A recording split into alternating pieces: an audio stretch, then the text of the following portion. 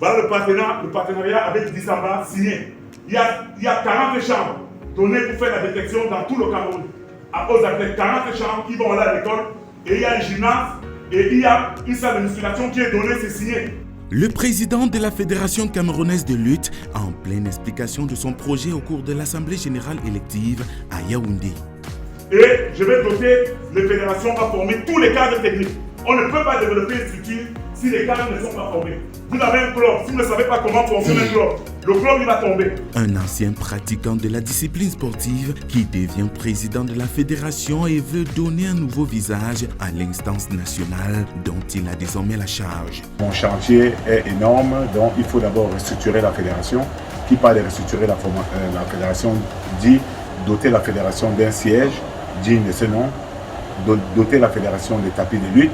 Vous voyez, je me trouve à la salle d'entraînement de l'INSEP où s'entraînent les équipes de France. C'est ce genre de salle que nous devons avoir. Mais nous n'avons pas ce genre de salle au Cameroun. Donc je suis dans cette optique d'essayer de redonner au Cameroun quand même la place qu'elle mérite sur la scène internationale. Tout est à refaire, le chantier est colossal. Donc mes équipes et moi, nous avons commencé à travailler. Ce travail de s'annonce est très très difficile, mais c'est pour cela que j'ai donc dû effectuer une mission en France pour chercher les différents partenaires qui vont nous aider à réussir la mission qui est de savoir développer la lutte dans les régions, dans les écoles, dans les établissements, dans les banlieues périphériques des régions. Ça, c'est un chantier colossal pour que la lutte retrouve la première place qu'elle a toujours occupée. Seul bémol, son élection est attaquée par certains membres de l'Assemblée générale qui ont introduit des requêtes en annulation du processus électoral.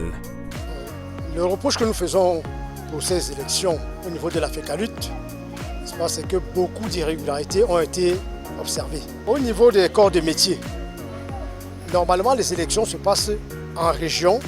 Chaque région désigne 2 représentants qui viennent à l'Assemblée générale.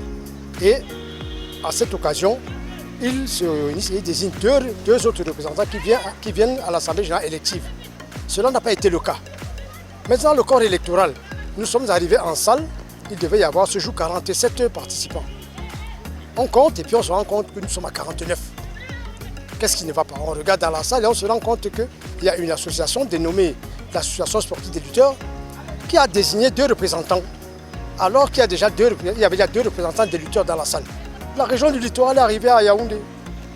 Ils ont été convoqués. C'est eux qui ont été validés par la commission électorale indépendante. Ils sont arrivés à Yaoundé. À notre surprise, ils ne sont pas entrés dans la salle.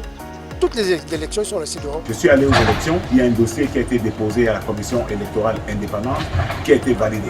Je suis allé aux élections avec mes concurrents et nous avons eu des élections très serrées où j'ai gagné avec une voix d'avance. Pourquoi ils ne se sont pas plaints quand je me suis retrouvé dans la salle? Mais maintenant que le verdict est donné, et ils se mettent aujourd'hui à orchestrer une cabale contre moi. Dans la salle le jour de l'Assemblée générale élective, 4 candidats au total. Isaac Mpiadiam est venu en tête avec 16 voix contre 15 pour le deuxième, 12 voix pour le troisième et le 4e candidat, 3 voix. Les plaignants soulignent une affaire de double nationalité. On a eu un Français à la tête de la Fédération camerounaise de lutte. Il a été élu à la Fédération camerounaise de lutte. Nous avons produit son passeport. On a produit son adresse permanente de résidence en France. Et nous avons produit des documents qui attestent que ce monsieur avait déjà fait l'objet de suspension au niveau international.